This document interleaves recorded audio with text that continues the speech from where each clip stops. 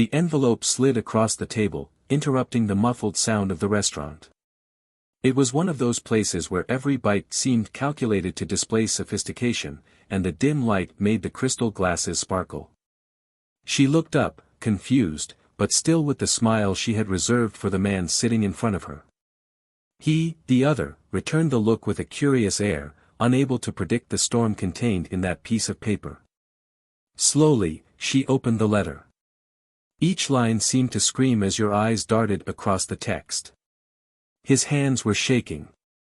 Breathing, previously controlled, escaped in short gasps. When he finally looked up, despair was overflowing. She knew. It wasn't a request for dialogue, it wasn't a plea for explanations. It was a final point. "Did you follow me?" she whispered, trying to control her tone, but her voice broke. The man in front of her raised his eyebrows in confusion as his eyes moved from the letter to her. "What is happening?" He seemed restless now, worried about something he didn't understand, but feeling the weight of the unfolding chaos. She didn't respond. How could I? Tears began to form silent trails down her face. Every drop was a reminder of the perfect life she thought she had balanced so well. But balance is an illusion. And in that moment, as she swallowed hard, trying to find words that didn't exist, it became clear that nothing about her life had balance. Her husband, always methodical, always predictable, had taken a step she had never imagined, not a direct confrontation, not shouting or accusations, but a gesture so calculated that it made the ground seem to open up beneath her feet. He knew. I've known for months. Not only did he know, but he had investigated, analyzed every detail. The hastily deleted messages, the dinners that never fit into the usual schedule, the different perfume that sometimes accompanied her. Everything was there, meticulously documented, transformed into a silent weapon that he had decided to use in the most devastating way possible. She tried to hide it, tried to hide the tremor in her voice as she told the man in front of her, "I have to go." But the lover, intrigued and now suspicious, grabbed his arm. "What does that mean? Who is he?" His voice was low but sharp, filled with frustration. She pushed him away, shaking her head. "You don't understand." In fact, he understood less than she thought. He wasn't just a mistake or a passing detour. He was part of something she thought she controlled, but now it slipped through her fingers like fine sand. Outside, the cold wind hit her face, but she barely felt it. His heart was heavy, crushed by guilt and fear of what would come next. She knew that envelope was not just a declaration of the end, but also the beginning of something she could not have predicted. And he knew it too. Her husband, sitting in another corner of the city, probably savoring the calm before the storm, had made it clear that his decision was irreversible. There was no going back. There was no second chance. The anguish grew with every second. And then, a gnawing doubt took hold. What if it wasn't just the marriage he had decided to destroy? What if the consequences went far beyond what she could imagine? Her lover, now outside with her, insisted, "Tell me what's going on. Does he know about us? Is there anything I need to do?" The words barely left his mouth before they were swallowed by her silence. Because the truth was much darker. He had no idea what he had gotten himself into. Neither of them did. Back at his home, every object seemed to scream memories. The sofa where they laughed together, the table where they shared meals, the bed that now seemed more like an emotional battlefield. And there he was. The husband. Sitting in silence, the light from the lamp illuminating his serious face. There was no screaming. Just cold, methodical words. "Did you think I wouldn't know?" he asked. The tone was more lethal than any scream. She tried to respond, but he interrupted her. "I know everything. Every encounter. Every lie. Every lame excuse." She felt the crushing weight of those words, but what came next was even worse. "You didn't just destroy this," he continued, gesturing to the empty room. "You destroyed the trust. The foundation. And now, you're going to feel what it means to lose everything. She could barely breathe as he slid a folder across the table. Inside, evidence of something that went far beyond the extramarital affair. A secret. Something she had hidden and that he had somehow discovered. The lover, in turn, began to feel the impact of choosing to become involved in something so destructive. Phone calls that were not answered. Suspicious looks from colleagues. A growing feeling that he was trapped in a web that he couldn't understand, but that threatened to swallow him whole. I didn't know it would go this far, he said to himself, as he tried unsuccessfully to return to his normal life. But normality was something that had ceased to exist the moment he entered that restaurant with her. The twists and turns were beginning to unfold in ways no one could have predicted. The lines of trust were hopelessly broken, not just between husband and wife, but between her and the man with whom she risked everything. And yet, there was more. Something they both felt, but still couldn't see, the real price of their choices. Because betrayal is never a matter of just two sides. Impact waves spread, reaching places even they couldn't imagine. As the clock ticked, the lover received an unexpected message. "We need to talk. Urgent." And she, lost in the weight of what she had caused, found the strength to ask her husband, "Why are you so calm? What did you do?" His response was simple, almost casual, "Wait and see." And she waited. And what he saw was something that would forever change not only his life, but the lives of everyone around him. Welcome to our channel. Here, we never support or romanticize betrayal. All the stories you hear are fictional and aim to show the devastating impact that betrayal can have on people's lives. Get ready to dive into a shocking narrative, full of twists and intense emotions. Now, sit back and be ready to hear a story that will move you. Happy listening. It was a serene night, with the sky dotted with stars and a welcoming silence that enveloped the city. In the corner house, yellow light escaped through the windows, offering a feeling of warmth amid the stillness of the street. Inside, sitting at the dining room table, were Ethan and Clara, a couple who, at first glance, seemed to have everything anyone could want. Married for more than a decade, they shared a history marked by ups and downs, like any relationship, but which had always been sustained by something they both believed to be unshakable: trust. Ethan was a serene-looking man, with features marked by the passing of years and an always impeccable posture. He worked as an architect, and his attentive eye for lines and details was not limited to projects. He had a calm, observant manner, always seeking to understand the world around him before acting. Clara, on the other hand, was a woman of vibrant energy. Her eyes sparkled as if they carried a story to be told, and her hands always gestured as she spoke, as if the world needed to understand every feeling she expressed. The home they shared was a reflection of their personalities. Every detail, from the furniture to the walls painted in soft tones, seemed full of intention. In the living room, there was a painting that Clara had painted in the early years of their marriage, an abstract landscape that Ethan had insisted on hanging there, saying that was the essence of what he loved about her, the freedom to be who she was. The shelves were filled with books and travel souvenirs. Little treasures they've collected over the years, each carrying a shared memory. But routine, this silent entity, had infiltrated their lives. The days passed between commitments, work and conversations that, although gentle, seemed to lose their former depth. Ethan, often absorbed in his projects, spent hours in the office he had set up upstairs.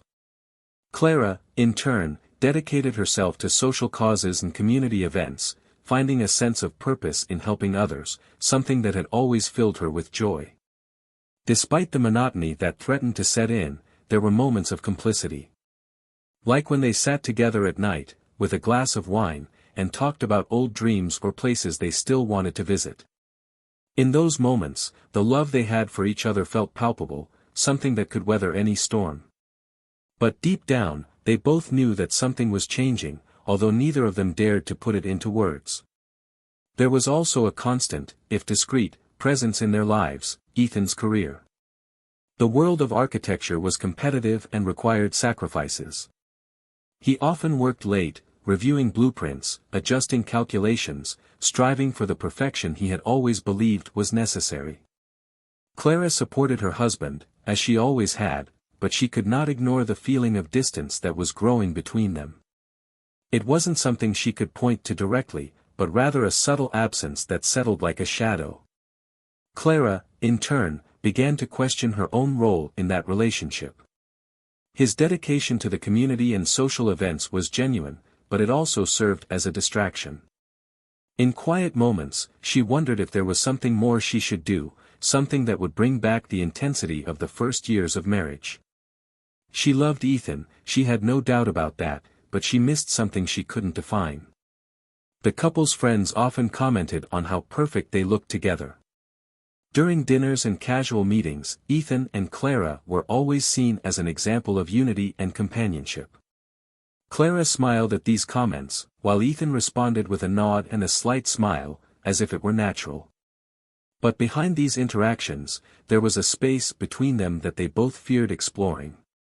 That particular night, Clara was finalizing preparations for a charity event.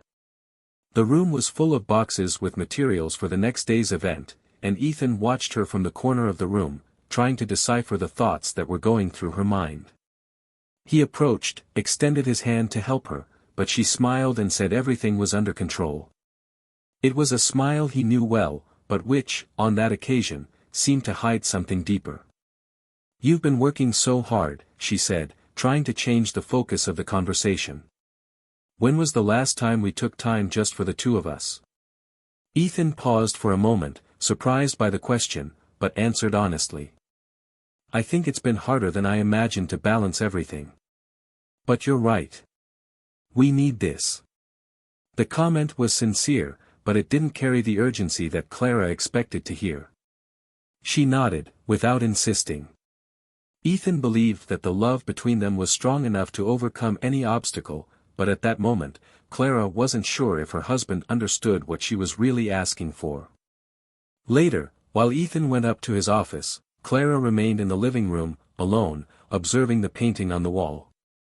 She ran her fingers along the edge of the frame, as if she were trying to connect with that younger version of herself, who had painted it full of dreams and expectations. He missed that woman, and, perhaps, everything she believed her marriage would be. Introducing new faces into their routines wasn't unusual, considering Clara's social activities and Ethan's projects. But sometimes certain connections emerge in unexpected ways. Clara had found someone who seemed to understand parts of her that she herself had forgotten. It wasn't something she consciously sought out, but the conversations flowed with an ease that made her heart beat faster, something she hadn't felt in years. Meanwhile, Ethan was beginning to notice subtleties that had previously gone unnoticed. Small delays, short answers, looks that seemed to avoid him. He didn't mention anything, but questions were growing in his mind. He was not the type of man who acted on impulse, and preferred to observe before drawing conclusions. That night seemed like any other. But for both of them, there was a feeling that something was about to change. The silence between them was no longer comfortable, but filled with uncertainty. Clara went up to her room earlier, while Ethan remained in the office, staring at the computer screen without really seeing anything. He felt like he was on the edge of an abyss, but he still didn't know where the first step would take him.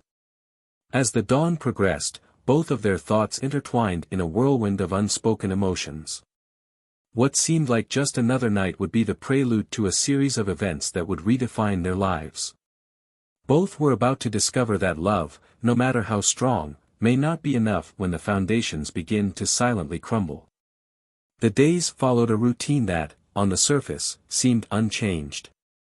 Ethan remained immersed in his projects, his eyes fixed on the plans and graphs that needed his attention. Clara, in turn, was increasingly involved in community activities, organizing events and participating in meetings that seemed to multiply. But beneath this facade of normalcy, something was pulsing, silent but relentless, pushing them in opposite directions. Ethan wasn't naive. He noticed the subtle changes, the prolonged silences and the looks that Clara avoided. They weren't drastic changes, but small deviations that, for someone like him, so attentive to details, screamed that something wasn't right. He decided not to confront her right away. He observed carefully, preferring not to act until he was sure. Clara seemed different, more distracted, more restless. And there were times when Ethan saw her smile alone, a smile that didn't seem to be meant for him. It was a smile that carried secrets. Clara, on the other hand, was fighting a wave of conflicting emotions. She felt alive in a way she hadn't felt in years, but she also carried a guilt that seemed to grow every day. She convinced herself that she was just experiencing something harmless, a connection that reminded her of who she was before routine swallowed it all. But deep down, I knew I was treading dangerous ground, and the line between what was innocent and what was irreparable seemed increasingly thin. His name was Noah. He had shown up at one of Clara's events, initially as a volunteer, someone who seemed only willing to help. But Noah had a magnetism that was impossible to ignore. He knew how to talk, how to listen, how to make Clara feel like she was the most important person in the room.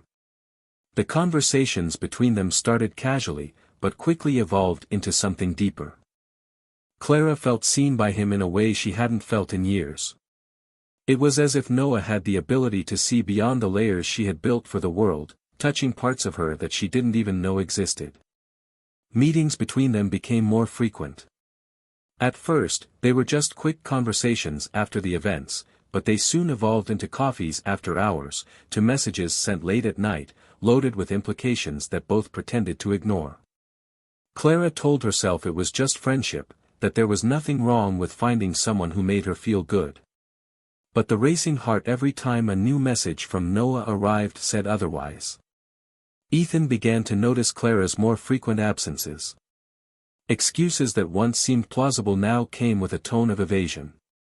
He didn't ask, but he kept every detail, putting together a puzzle that he feared completing. One night, while Clara was out at yet another community meeting, Ethan found her phone on the kitchen table. It wasn't like him to invade Clara's privacy, but doubt was eating away at him. Hesitantly, he unlocked his phone and began reading the messages. Noah's name came up more times than he would have liked. The words weren't explicit, but the tone was undeniable. An intimacy that he hadn't shared with Clara for years was there, in each exchange of messages. He closed the phone, feeling his chest tighten. It wasn't conclusive evidence, but it was enough to shake the foundations of everything he believed. He decided not to say anything at that moment. I needed more. I needed to understand how far it had gone, or if it could still be contained. Clara, in turn, continued to convince herself that she controlled the situation. The messages, the dates, everything seemed like something she could end at any moment, as if it were just a temporary distraction. But Noah wasn't just a hobby. He had a way of making every moment with her unforgettable. His words carried implicit promises, and every touch, every look, made Clara lose herself a little more. The tension between Clara and Ethan became palpable. They still shared the same space, but it felt like they were miles apart. The dialogues that once flowed were now replaced by uncomfortable silences. Ethan started working late, avoiding being home during the times he knew Clara would be home. And Clara, in turn, seemed relieved by his absence. The moment that changed everything came on a rainy night. Clara had said that she would be busy organizing an event until late, and Ethan, once again, pretended to accept without question. But something inside him compelled him to act. He knew where the event was taking place, so he decided to stop by, just to check it out. When he arrived, he noticed that the place was empty. The lights off and the door locked confirmed what he feared. Clara was not where she said she would be. He got back into the car, his heart beating fast, and started driving aimlessly, until something caught his attention. In the cafe on the corner, through the rain-fogged windows, he saw her. Clara was sitting with Noah, laughing, her face lit up in a way Ethan hadn't seen in a long time. The initial shock was followed by a wave of anger and sadness that nearly paralyzed him. He parked the car and stood there, watching. He saw when Noah touched Clara's hand on the table, he saw when she didn't back away, he saw when they both left together, sharing an umbrella that seemed insignificant compared to the storm that Ethan felt inside him. He didn't follow them. Not at that moment. Instead he returned home, each thought heavier than the last.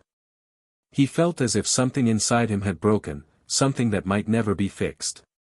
He knew he needed to confront her, but not tonight. He needed to plan. I needed to find the right words, or perhaps the right actions, to deal with what I had just discovered. Clara arrived home late, soaked by the rain, but with a smile that disappeared as soon as she found Ethan sitting on the sofa, his eyes fixed on her. He didn't say anything. He just watched her as she made some excuse about the event ending late. But Ethan knew. And, in that silence, Clara began to realize that something had changed. Something was about to happen, something she couldn't predict. The house was plunged into an unsettling silence, interrupted only by the sound of Clara's footsteps echoing on the wooden floor. Ethan was at the living room table, his face partially hidden by the shadow cast by the lamp. He was holding something in his hands, and his eyes, fixed on a distant point, seemed to carry a determination that Clara had never seen before. As she entered, she tried to smile, but Ethan's still expression froze any attempt at naturalness. He watched her with an intensity that made the air heavy, almost suffocating. Clara dropped her bag on the sideboard and began speaking quickly, in an attempt to diffuse the tension. She said that the event had been tiring, that the rain had delayed her, but she stopped when she realized that he was not responding. The pause was long, and Ethan finally looked up. His eyes were different, cold, almost unfamiliar, and his voice, when he finally spoke, was low and sharp. "Sit down, Clara. We need to talk." She hesitated for a moment, but something in his voice made her obey. He sat across from him, while Ethan placed what he was holding on the table. It was an envelope. Clara recognized the shape, the weight of it, but couldn't process the immediate meaning. "I know everything," he said, bluntly. The words hit Clara like a punch, but she tried to maintain her composure. "What are you talking about?" she asked, her voice shaking slightly. He leaned forward, getting close enough that she could see the pain and anger in his eyes. "I know about you and Noah. About the dates, the texts, about all the lies you've been telling me." Clara's world seemed to fall apart at that moment. Her throat felt dry, and she tried to speak, but no words seemed enough. Ethan continued, not giving her space to respond. "I followed you, Clara. I saw it with my own eyes. There's no denying it."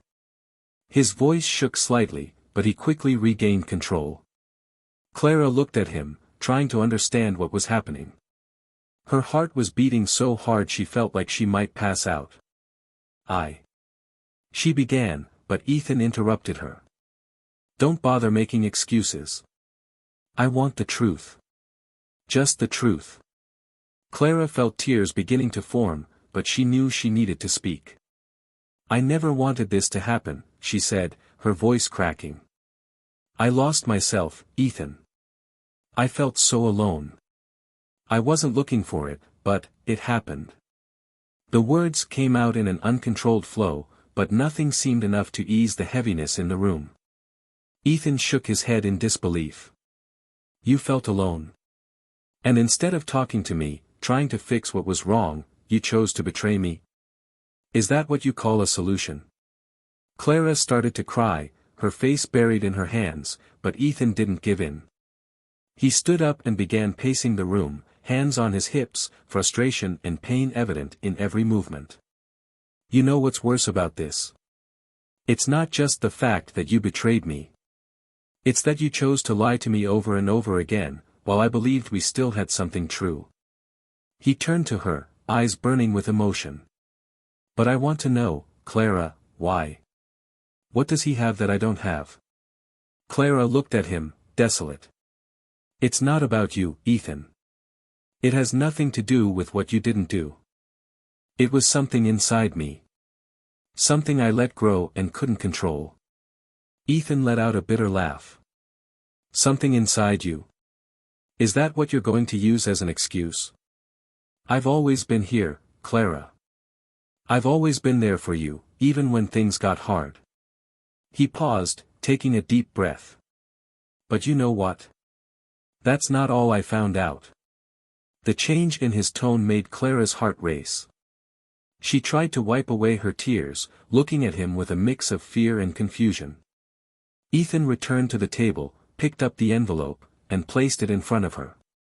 Open it, he ordered. Clara hesitated, but Ethan's expression brooked no discussion. With shaking hands, she opened the envelope and pulled out the papers inside. As he read, the blood seemed to leave his face. Did you know?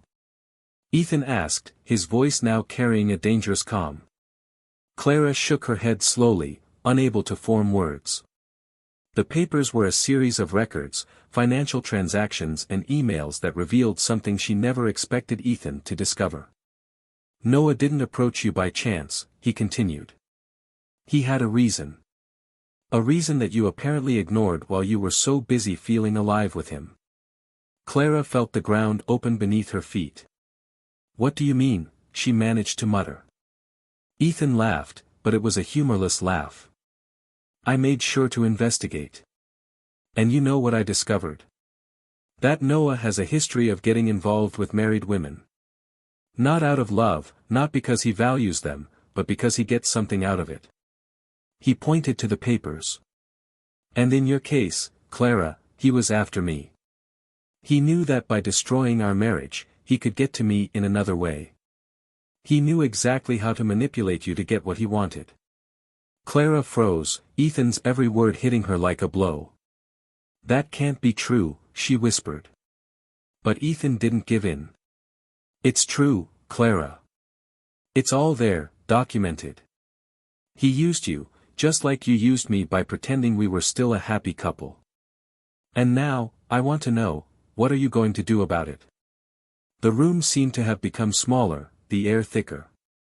Clara looked at the papers, at Ethan, and at everything that was crumbling around her.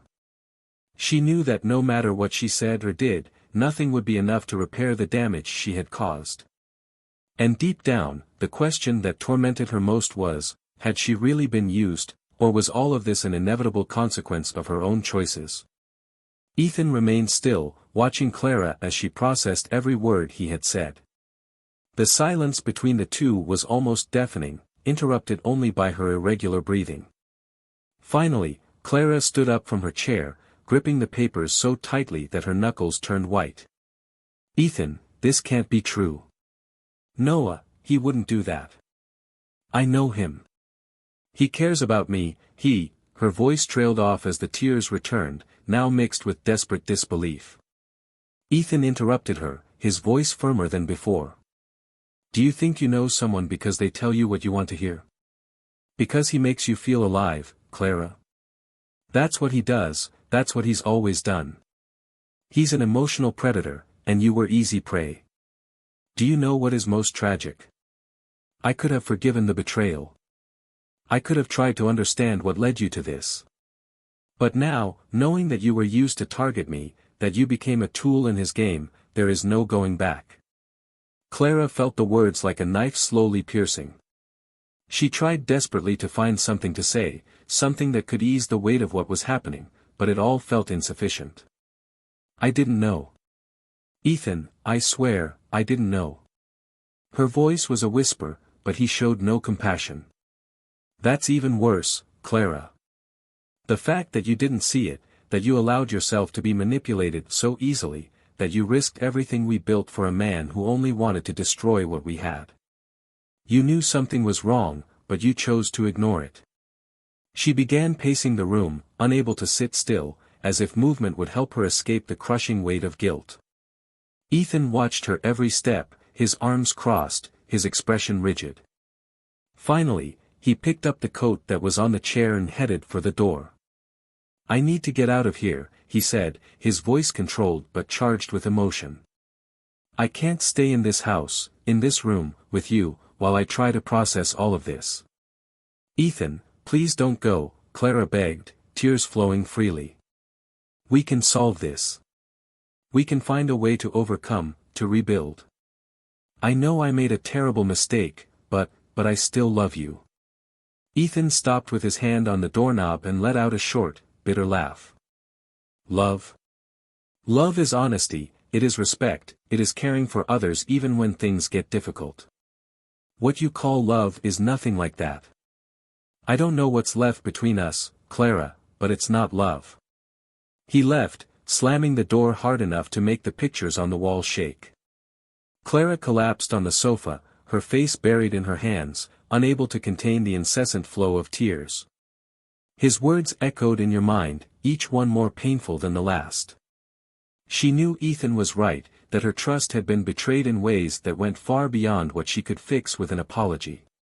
But there was something more. Something she couldn't ignore. What did everything Ethan had said about Noah mean? What if it were true? What if she really had just been a pawn in his game? The night seemed endless. Clara tried to call Noah, but he didn't answer. He sent messages, all of which went unanswered. Every second of silence felt like a confirmation of Ethan's worst fears. Finally, early in the morning, Noah called back. "Clara, is everything okay?" he asked, his voice thick with concern, but Clara noticed a note of caution that she had never noticed before. "We need to talk," she replied, her voice firm despite her emotion. "And we need to do it now."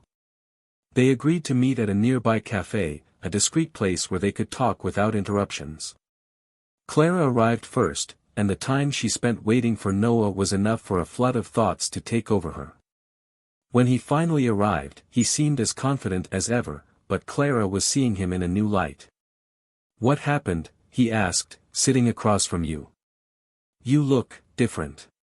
Clara placed the papers Ethan had given her on the table, staring at Noah with an expression that mixed anger and pain. "Ethan told me things about you. Things that don't make sense, but that I need you to deny. I need you to tell me he's wrong." Noah looked at the papers, and for a brief moment, his expression faltered. It was just an instant, but it was enough for Clara to notice. "So it's true," she said, her voice barely audible. "Noah, please say it's not true. Tell him this is all a misunderstanding, that Ethan is exaggerating." But Noah didn't respond immediately. He looked at Clara, and when he finally spoke, his voice was calm, but filled with something she couldn't identify. "Clara, you need to understand that what we had was real. I never lied about how I felt when we were together. But, yes, Ethan is right. I knew who he was. I knew what he meant. And that was part of the reason I approached you." The words fell like a hammer, crushing any shred of hope Clara might have still had. "You used my marriage. Used me. Why? For money? For revenge? What was I to you, Noah? Just a means to an end?" Noah took a deep breath, as if he was trying to find a way to justify the unjustifiable. "In the beginning, yes. But things have changed. I care about you, Clara. In truth. And I never wanted things to end like this." "Would it end like this?" Clara laughed, but it was a bitter, humorless laugh. "You destroyed my marriage, my life. You made me an idiot, and you still want me to believe you care about me? There's nothing real about that, Noah. Nothing." She stood up, picked up the papers, and looked at him one last time. "I don't know what will happen now. But I know one thing, you will never have power over me again." Clara left the cafe, her heart heavy, but with renewed determination. She knew she needed to face Ethan again, that she needed to try, even if it was impossible, to find a way to repair what had been destroyed. But most of all, she knew she needed to rediscover who she was, because for the first time in a long time, she felt like she had completely lost track of herself. The night was long, and Clara couldn't remember a time when the silence had been so deafening. The way back home felt more like crossing an emotional desert than a simple journey. Every step she took was accompanied by a new wave of regret and uncertainty, every corner brought back memories that seemed to taunt her, reminding her of how everything had fallen apart so quickly. Deep down, she knew the worst was yet to come, but she couldn't imagine how to face Ethan after what she had just discovered. When he finally arrived, he found the house dark, but he knew Ethan was there. The car in the driveway was proof enough of his presence. He hesitated for a moment before turning the handle, as if the door were a barrier that, once crossed, would seal his fate. He walked in and noticed Ethan was in the office, the dim light from the lamp casting a long shadow through the half-open door. She felt a knot in her stomach as she approached, each step more difficult than the last. When he finally opened the door, he was sitting, his eyes fixed on something that seemed to be beyond the walls of the house, perhaps in a future that he could no longer see clearly. Clara tried to speak, but her voice broke. Ethan noticed her presence and slowly turned his chair towards her. There was no anger on his face, just an exhaustion that seemed to consume everything around him. "You went to see him," he said, more like a statement than a question. She nodded, the words still stuck in her throat. "And then? Did he confirm?" The coldness in Ethan's voice cut through more than any angry outburst could. Clara finally found the strength to respond, but her voice was barely a whisper. "Yes. He confirmed. Everything you said was true." Ethan looked away, and for a moment, silence took over the room again. "And now?" he asked, with a tone that seemed more directed at himself than her. "Now that you know that you were used, that all this chaos was caused by a man who never had any real intention of being by your side, what do you intend to do?" She didn't have an answer. "I didn't know what to say." She felt torn, but she also knew Ethan was right. Noah wasn't just a bad choice, he was a calculated mistake, a decision that had destroyed everything she thought she had. "I don't know," Clara finally admitted, tears flooding her eyes again. "I just know I'm sorry. More than you can imagine." Ethan stood up, the weight of the moment visible on his shoulders. "Grieving doesn't change anything, Clara. It doesn't fix what's broken. It doesn't erase the lies, the nights I felt alone while you were busy being someone else." He ran his hands through his hair, breathing deeply, as if trying to maintain control. "I want to believe that there is something real about you, that I didn't spend all these years living with a stranger. But every time I look at you now, all I can see are the choices you made, the decisions that brought us here." She tried to get closer, but he backed away, raising one hand like an invisible shield. "No, Clara. Not now. Not after all this. I need space, I need to understand what this means to me." He walked past her, leaving her alone in the office, and Clara felt his every word bring her closer to collapse. She sat down in the chair he had occupied, her hands shaking as she tried to absorb the reality of what had happened. The next few hours were a blur. Clara didn't sleep, every minute filled with memories of the past and uncertainties about the future. In the morning, the house was strangely quiet. Ethan was nowhere to be found, and she knew he had left early to avoid further confrontation. Sitting in the kitchen, with an untouched cup of coffee in front of her, Clara felt a loneliness that seemed to extend beyond the walls of the house. Later that day, Ethan finally called. His voice was distant but clear. "I need some time, Clara. I'm going away for a few days. I need to organize my thoughts, understand what I want from now on. Don't expect me to come back with answers. Just, let me breathe." The call was short, but the impact was devastating. Clara knew he needed that space, but that didn't make it any easier to deal with his absence. With Ethan gone, Clara found herself confronted by something she had long avoided, the need to face herself. He looked at every corner of the house, every object that held a memory, and felt the weight of what he had destroyed. But at the same time, a small flame of determination began to grow within her. If there was anything she could do to show Ethan that there was still something left to save, she needed to find out. She began to review the messages, the records, everything she had missed in her emotional blindness. She noticed patterns, moments when Noah had manipulated her, encouraged choices that seemed innocent at the time but now seemed coldly calculated. There was a sense of double betrayal, by Noah, who had used her, and by herself, for having allowed this to happen. When Ethan returned days later, the tension was palpable. He seemed calmer, but still distant. Clara tried to talk to him, but the answers were short, almost mechanical. Still, there was something different about him, something she couldn't quite put her finger on. He watched her in a way that seemed to be weighing every word, every gesture. Finally, during dinner, he broke the silence. "I thought a lot about us, about what happened, about what this means for the future." Clara dropped her fork, her heart racing. "And?" she asked, unable to hide the anxiety in her voice. Ethan looked at her, his eyes softer than before but still filled with a sadness that seemed inescapable. "I don't know if I can forgive you, Clara. Not now. Maybe never. But, at the same time, I can't just erase everything we've experienced, everything we've built. I don't know what the right answer is, but I'm willing to try to understand. At least for now." His words brought a mixture of relief and pain. Clara knew that the road would be long and uncertain, but, for the first time, she felt that there was a possibility, however small, of rebuilding something.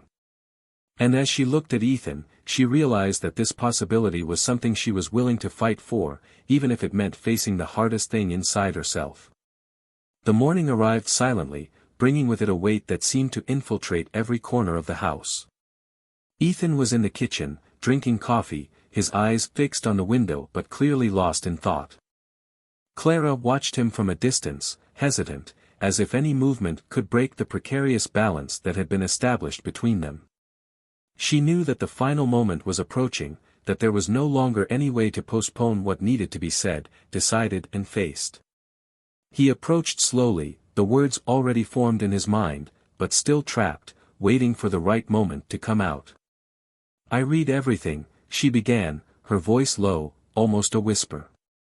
Ethan didn't turn around immediately, but she continued. "I saw every detail, every choice I made. There are no excuses that can change what happened, but I needed to fully understand what I allowed to happen, not only to you, but to myself." He finally turned around, eyes tired but attentive. "And what did you understand, Clara?" The question was simple, but charged with a depth that seemed to pierce any superficial layer of regret she might have had. "I understood that I got lost in something that wasn't real," she said, her eyes now steady on his. "That I sought validation from someone who never intended to see me for who I really am. That I chose to destroy what we had for an illusion, and that, in the process, I lost more than I thought possible. I hurt myself, I hurt you, and I let someone manipulate our lives in ways I can never completely fix." Ethan remained silent, but his gaze was an invitation for her to continue. "And I also understood that no matter how much I want to fix this, no matter how much I fight to regain your trust, there is no guarantee that it will be enough. But I'm willing to try." Ethan let out a long breath, as if her words were exactly what he needed to hear, but also what he feared most. "I've thought a lot about what it means to move forward," he said finally. "About how hard it is to look at you and not see what happened, about how your every choice turned me into someone I no longer recognize. But at the same time, I can't just erase everything we've experienced. I can't pretend that you weren't the person who was by my side in so many achievements, in so many moments that, despite everything, are still important to me." Clara felt tears burning her eyes, but she refused to look away. "What does this mean, Ethan?" He shook his head slowly, as if he was choosing each word carefully.